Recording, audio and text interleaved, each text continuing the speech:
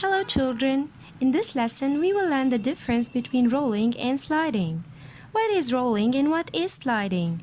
Why can some objects roll while others slide? First, we will start with rolling. What is rolling? The movement that you can see now is called rolling. Any object that has completely round, curved surface can roll on any flat surface. This movement is called rolling. For example, the ball. This ball can roll because it's curved all around.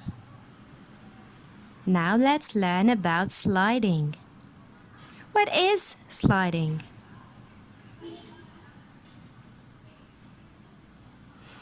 The movement that you can see now is called sliding.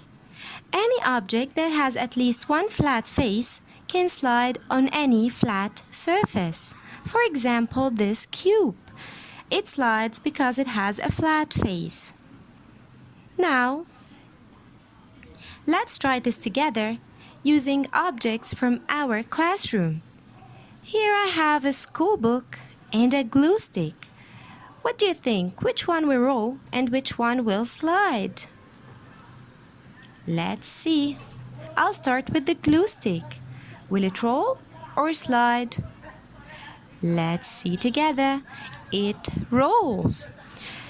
The glue stick rolls because it has one curved surface. Now, what about the school book?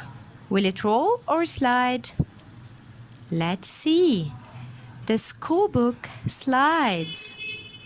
The school book slides because it has a flat face.